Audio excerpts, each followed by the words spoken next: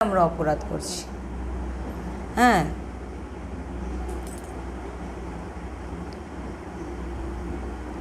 তার মধ্যে আরেকটি হচ্ছে নাম অপরাধ। যদি কখনো সেবা অপরাধ বা নাম অপরাধ হয়ে যায় আর উপাসক দৃঢ়তাপূর্বক যদি নাম জপ করে, যদিও এটা খুবই অসম্ভব, এই সমস্ত অপরাধ লাগবে না তার। কার? যারা নিরন্তর, অর্থাৎ যতবার নিঃশ্বাস নেবে ততবার নাম জপ করবে। বোঝা গেল? প্রত্যেক শ্বাসে শ্বাসে নাম জপ। সেটা কিভাবে করতে হবে আমি বহুবার বলেছি। এটা সবসময় আমাদের জানতে হবে যে ভগবানকে যদি কারোর পাওয়ার ইচ্ছা থাকে, ভগবানকে সন্তুষ্ট করার ইচ্ছা থাকে, উপরন্তু যদি কোনো অপরাধ আমরা করেও ফেলি সেটাও নষ্ট হয়ে যেতে পারে শুধু নাম জপক যারা নাম নেয় নিরন্তর। আর কিছু করতে পারছেন না পারছেন ওটা ভগবান দেখবে না। ভগবান দেখবে তোমার রোম রোম দিয়ে কৃষ্ণ নাম রাধা নাম হচ্ছে নাকি। এটাই মেন সাধনা। জেনে রেখে দিন আর লিখে রেখে দিন, যে যেভাবে হোক নামকে ধরে নিতে হবে, পরিষ্কার কথা।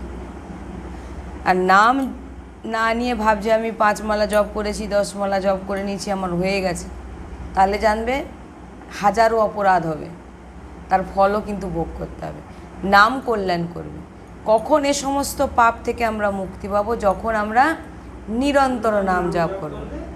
কারণ যারা উপাসক হয় তাদের সেবা অপরাধ হয়ে যায়। সেবা অপরাধগুলো কি কি আমি বলেছিলাম না? ওইগুলো হয় কি হয় না আমাদের জানা অজানায় হচ্ছে। চেষ্টা করছি আমরা। তাই বলছে যদি কখনো সেবা অপরাধ বা নাম অপরাধ হয়ে যায় আর উপাসক যদি দৃঢ়তাপূর্বক নাম জপ করে, এটা অসম্ভব, যদিও এটা অসম্ভব হয়, তবু কেন মানুষ পারবে না? সব কিছুই পারে করতে। অপরাধ কি করে? আমরা যখন অপরাধ করে ফেলি, বলে তো নাম নিচ্ছে তবু অপরাধ করছে কি করে? এখানে বলছে অপরাধ আমরা করে ফেলছি। আর অপরাধ সবার প্রথম কি করে ক্ষতিটা?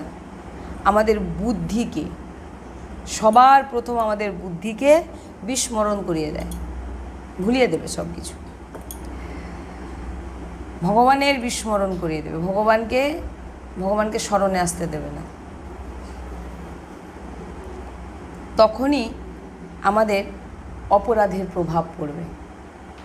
কি বোঝা গেল? কি?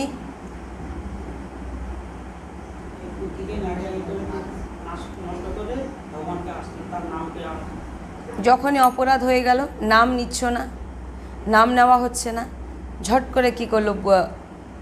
সেই অপরাধ গিয়ে বুদ্ধিতে এমন করলো যে বুদ্ধি বিস্মরণ হয়ে গেল, বুদ্ধি সব কিছু ভুলে যাবে না। এটাই তো মেন, বুদ্ধি সব কিছু ভুলিয়ে দেবে। এবারে বিস্মরণ করে দিল, তখনই আমাদের অপরাধের প্রভাব পড়বে। এইবার যে তুমি অপরাধগুলো করেছো, এইবারে তুমি ভোগো, কারণ তুমি নিরন্তর নাম জপের অভ্যাস করোনি।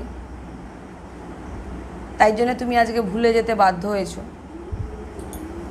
আর যদি সতত নাম চলতে থাকে, ওই যে বললাম, যদি সতত নাম চলতে থাকে, অবিরত নাম চলতে থাকে, রোম রোম নাম চলতে থাকে, শ্বাসে শ্বাসে নাম চলতে থাকে, তো 32 সেবা অপরাধ আর 10 নামা অপরাধ থেকে মুক্ত হয়ে যাবে। যদি সেবা অপরাধ বা নাম অপরাধ হয়, এই নামই আপনাকে অপরাধ থেকে মুক্ত করতে পারবে। জেনে নিন ভালো করে, যত অপরাধ খারাপ কাজ আমরা করে ফেলি না কেন, নামই আমাদের সমস্ত পাপ থেকে মুক্ত করবে। একটি মাত্র নাম। কিন্তু এই অপরাধের প্রভাব এমন হয় যে আমাদের সতত নাম করতে দেবে না, কারণ আমাদের তো অভ্যাসে নেই। একমালা করলাম, ঘরের সংসারে কাজ করলাম, কিন্তু একমালা করে আমি তো নিরন্তর ভিতরেও নাম চালাতে পারি। কিন্তু সেটা না করে একমালা করে মালাটাকে রেখে দিয়ে এবার কাজ করতে লেগে গেলাম, নামের কথা ভুলে গেলাম। আবার যখন মালা দেখব তখন নাম করার কথা মনে হবে। আর তার মধ্যে অলরেডি আমাদের বুদ্ধিকে লোভ করে দিচ্ছে, নষ্ট করে দিচ্ছে। আর যদি অভ্যাস করে নেন যে সতত নাম নেওয়ার, অর্থাৎ চলতে ফিরতে, খেতে, বসতে, শুতে, কথা বলতে বলতে, বলে দিচ্ছি আমি কথা বলতে বলতে কীভাবে নাম জপ করতে হবে।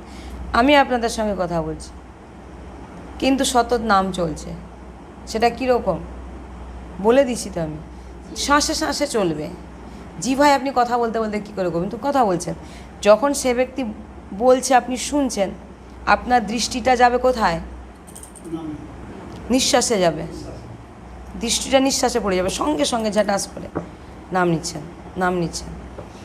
আবার কিছু বলতে গেলেন, আপনার ভিতরে কিন্তু নাম বন্ধ হবে না। যে অভ্যস্ত তার অন্তঃকরণ সবসময় নাম করবে। আর এক সময় দেখবেন আপনারা হয়তো ঘুমিয়ে আছে, এগুলো কিছু কিছু অনুভবের বিষয়েও বলছি, পুরোপুরি নয়। ঘুম থেকে উঠেছি ভোরবেলা বা রাত্রেবেলা, মাঝরাত্রে বা একদম ভোরবেলা, ওঠা মাত্রই দেখবেন অলরেডি নাম চলছে। এটা কার হয়?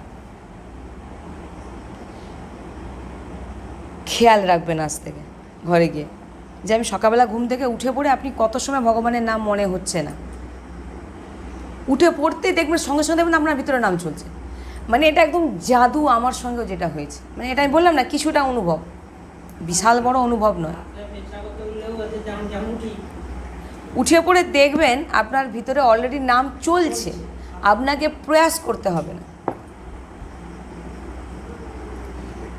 তাই এই নাম হচ্ছে এই রকম নামও অভ্যাস যাদের থাকবে তাদের কিন্তু অপরাধ লাগবে না। কিন্তু ওই একমালা করে মালাটাকে ঝুলিয়ে দিয়ে কাজ করতে গেলাম, রান্না বান্না শেষ করে যখন বিকাল আসলাম তার মধ্যে কার নিন্দাও করে ফেললাম, উল্টোপাল্টা নিন্দা করে ফেললাম, কারোর চর্চা করে ফেললাম, হ্যাঁ, হয়তো কোনো সেবা অপরাধও করে ফেললাম ভগবানের সামনে গিয়ে। তো এবারে কি হলো? সেই অপরাধটা কি হলো? প্রভাব পড়ে গেল। তখন যখন আমি আবার নামটা নিতে যাব, মালাটা টানতে যাব, তখন মনে হবে আর একটু কাজটা সেরে এসে একেবারে বসবো। এটাই হচ্ছে আপনাকে ভুলিয়ে দিচ্ছে। তা বলি না, একদম শোয়ার সময় এক মালা করে, যেখানে হয়তো আরও 10 মালা করতো, সেখানে ঘাটতি হয়ে গিয়ে আর রাত্রে শোয়ার সময় বসে ওটা সেরে নেবো। সেরে নিতে গিয়ে সারাদিন পরিশ্রম আর লোকে নিন্দা ফিন্দা করে রাত্রিবেলা ঘুম এসে গেল। হয়তো কষ্ট সৃষ্ট করে একটা মহামন্ত্র হোক, যে নাম জপ করে কোনো রকম কষ্ট সৃষ্টি শেষ করতে পারলে বাঁচি। 16টা কমপ্লিট করলে আমার ছুটি, 16টা মোটামুটি কমপ্লিট করে দিয়ে, হ্যাঁ, মানে কোনো রকম উচ্চারণ হোক আর না হোক, কোনো রকম শেষ করতে পারলে যেন একটা বিশাল পাহাড়ের বোঝা মাথার উপরে আছে।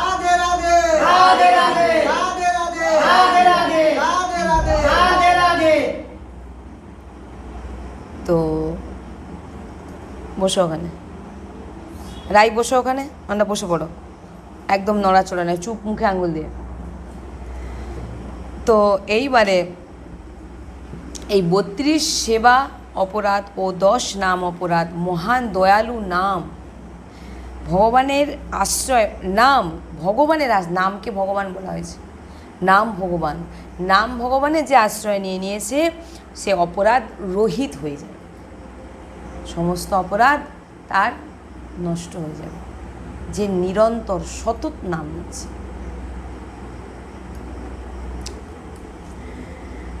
10 নাম অপরাধ বৈষ্ণব সিদ্ধান্তে ভয়ঙ্কর অপরাধ মানা হয়। যদি আমরা নাম অপরাধ করব তো নাম আমাদের হৃদয়ে প্রকাশিত কোনো দিন হবে না। নাম অপরাধ যদি আমরা করে ফেলি, বলছে বৈষ্ণব সিদ্ধান্তে ভয়ঙ্কর অপরাধ এটা। এবার সেটা কি আমি সেটা বলব।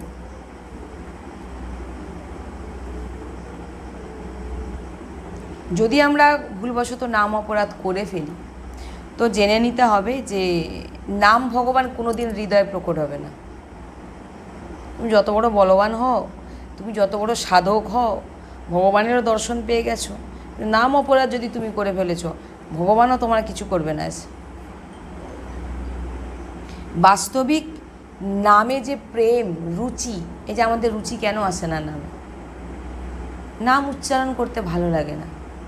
যেমন আমাদের এখন আমরা জল খাই, হয়তো অনেক সময় জল খাইনি, অনেক সময় জল তৃষ্ণা, প্রচুর তৃষ্ণা পেয়েছে, তারপর যখন যে জলটা যে পান করি না, যেন মনে হয় চিবিয়ে চিবিয়ে খাচ্ছি, মানে যেন শেষই হচ্ছে না, শেষই হচ্ছে না, খেয়েই যাচ্ছি। তৃষ্ণা মেটে যেন মনে আরও খাই। নাম সেই রকম তৃষ্ণা, যে তৃষ্ণা কখনোই খেলে মিটবে না। কিন্তু আমাদের কি হচ্ছে, বোঝা মনে হচ্ছে। 5 মালা করে কতক্ষণে শেষ করব, আর কোনো রকম টেনে টেনে আর 5 মালা, আর এপাশে আর 10 হয়ে গেল, আর এপাশে 6টা মালা রাত্রে শোয়ার সময় করে শুয়ে পড়ব। আর বাদবাকি সময় প্রপঞ্চ করব, লোকের নিন্দা করব, লোককে খারাপ খারাপ কথা বলবো, নাম অপরাধ করে ফেললাম। তখন আপনার এই সাধনাটা কী হবে, ঘাটতি হয়ে যাবে, কমতে থাকবে, বাড়াতে পারবেন না। ওই জন্যে খুব সাবধান। যে কথাগুলো এবারে বলবো খুব গুরুত্বপূর্ণ বিষয়, খুব মন দিয়ে শুনতে হবে। নামে কোনো শ্রদ্ধাই থাকবে না। নাম জপ করছে, কোনো শ্রদ্ধা নেই, কোনো পিপাসা নেই, কোনো নামের প্রতি তৃষ্ণা নেই। কেন নেই?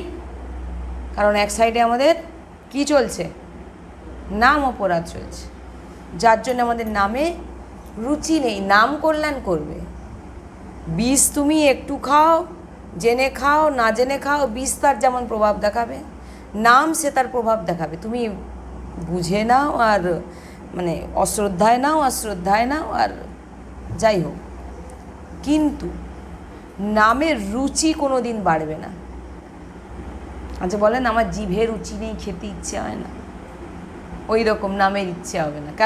কেন খেতে ইচ্ছে হয় না? বহুত যে পিছনে পেটের ভিতর রোগ জমে গেছে, শরীরের রোগ জমে গেছে, রোগগুলো যতক্ষণ না সারছে, আপনার খেতে ইচ্ছে হবে, রুচি হবে না। যখন আপনার শরীরের রোগগুলো মিটে যাবে, তখন দেখবেন আপনার খেতে ইচ্ছে হবে।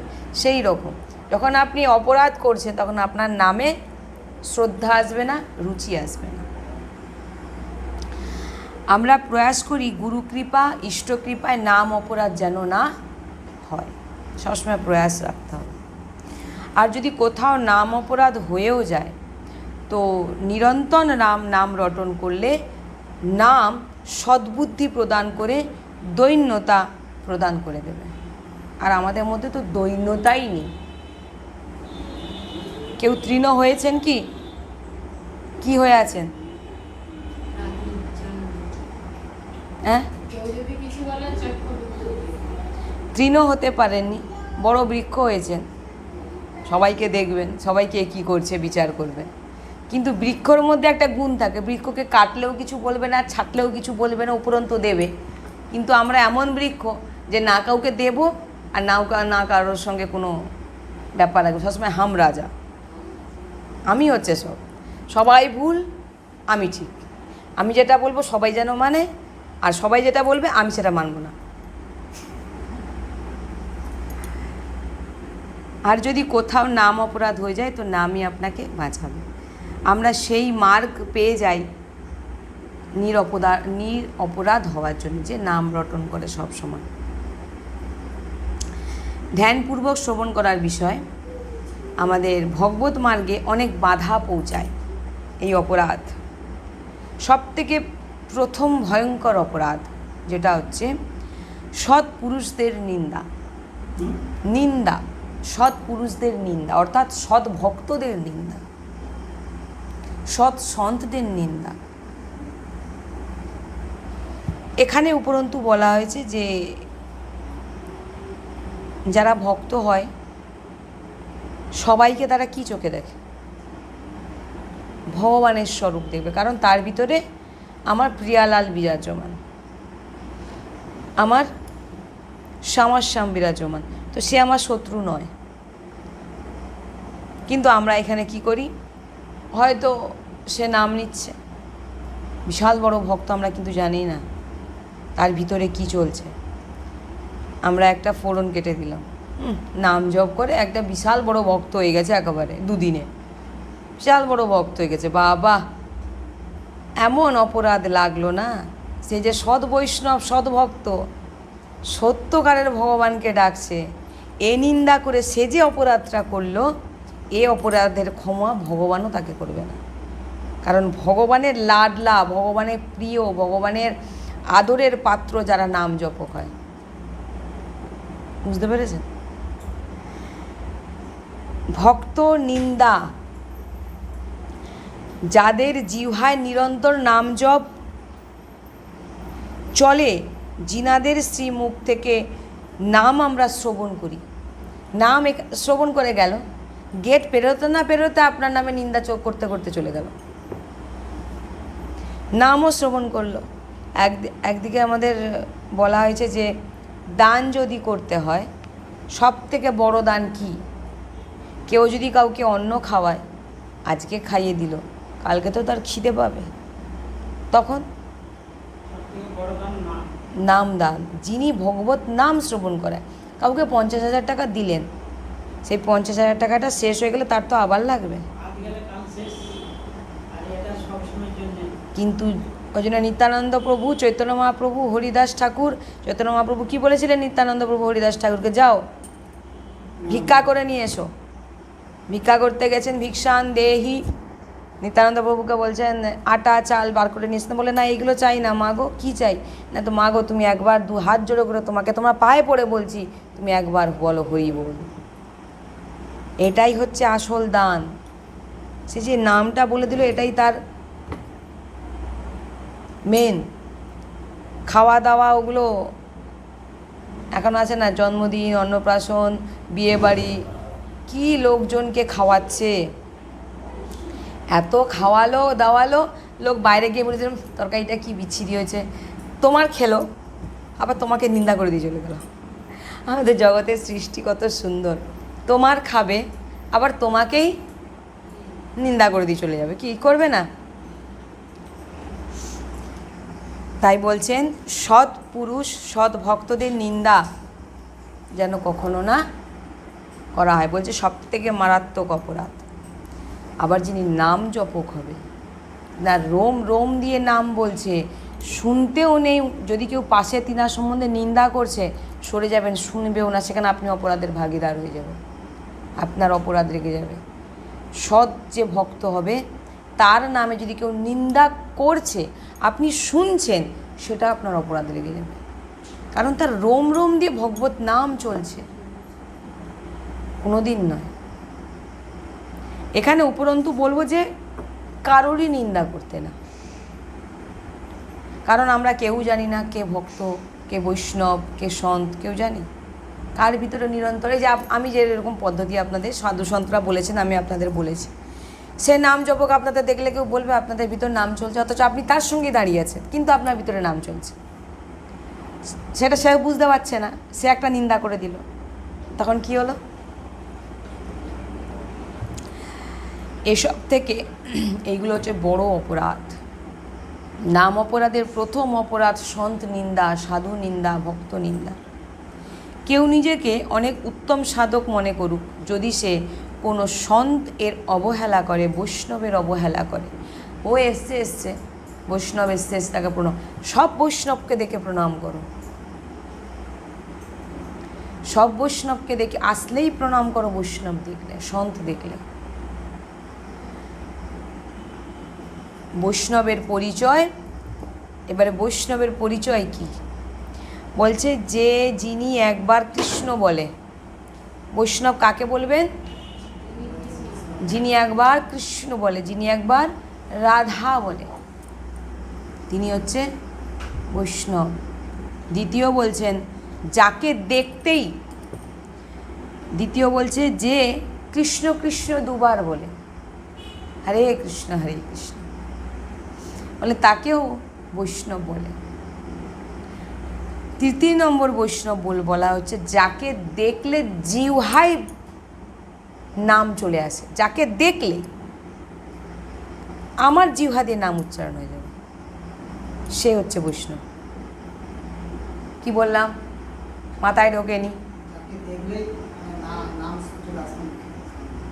সে হচ্ছে বৈষ্ণব। জেনে নিন এগুলো। যাকে দেখলেই মনে হবে বাবা হাত জোর, এমনি অলরেডি হাত উঠে যাবে, বাবা রাধে রাধে হরে কৃষ্ণ, জানতে হবে সেই বৈষ্ণব। জেনে নিন, বৈষ্ণব চিনে নিন।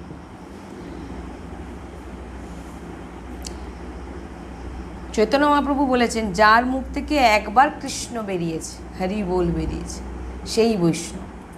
চৈতন্য মহাপ্রভু বলে গেছে, तुलसी जाके मुख से धोके हो निकसित राम, ताके पग की पग तली मोरे तन की चान।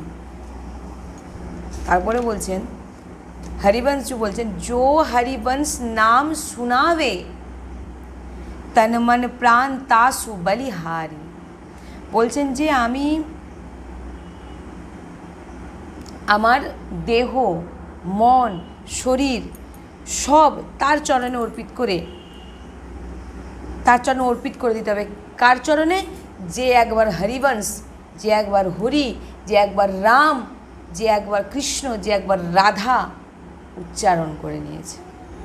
কি বলছেন? আমার দেহ, শরীর, মন, প্রাণ সব কিছু তার চরণে অর্পিত করে দেবো, যে একবার রাধা, শ্রী হরিবংশ, রাধা, কৃষ্ণ নাম বলে ফেলেছে, তার চরণের সঙ্গে সঙ্গে পড়ে যাবো, সেই বৈষ্ণব।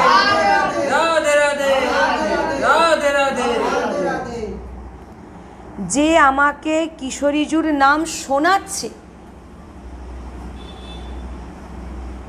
সে রাধে কৃষ্ণ রাধে রাধে বলল, আপনারা শুনে নিলেন, সঙ্গে সঙ্গে আপনি তাদের চার চরণ ধরবেন। কেন?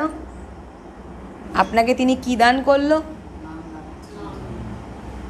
যে দানের ওপরে আর কোনো দান হয় না, যে আপনার প্রাণপ্রিয় স্বামীজির নাম শ্রবণ করাচ্ছে, তার কৃষ্ণ নাম শোনাচ্ছে, তার চরণ ধরে তার চরণে প্রাণ, শরীর, মন সব অর্পিত করে দাও। সেই উত্তম উপাসক যে অন্যের সদ্গুণ দেখে। একটা ব্যক্তির মধ্যে, হ্যাঁ মানছি দুর্গুণ আছে, সদ্গুণও তো আছে, না নেই? একটা ব্যক্তির মধ্যে ভালো কিছু আছে, খারাপ কিছু আছে, কিন্তু আমাদের দোষ হচ্ছে আমরা সবার প্রথমে ব্যক্তিটাকে দেখে তার খারাপগুলো খুঁজে খুঁজে বার করে নিয়ে আসবো। কি আমরা একটা ব্যক্তিকে দেখলাম, দেখে তার ভিতরে 50% যদি থাকে, আগে খারাপ গুণটাকে টেনে টেনে বার করব, সে কি কি খারাপগুলো আছে। হ্যাঁ কি না? করি তো না? আগেই ভালোটা খুঁজি। ভালোটা কার খুঁজবো? নিজের মধ্যে।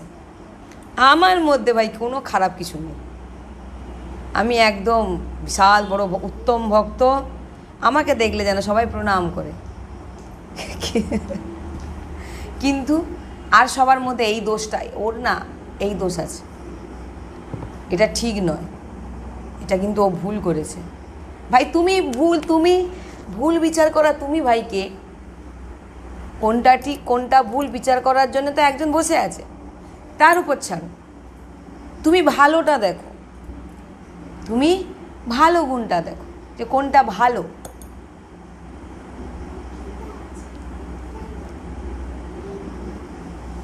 তাই বলছেন যে দুর্গুণ কারা কারা দেখে। এখানে আবার দুর্গুণ মানে খারাপ স্বভাব দেখার দায়িত্ব দেওয়া আছে একজনকে। কাকে দেওয়া আছে? পিতা, মাতা, গুরু, এই তিনজন তার সন্তানকে আর গুরু তার শিষ্যকে দুর্গুণ চিনাতে পারে, এছাড়া আর কেউ নয়।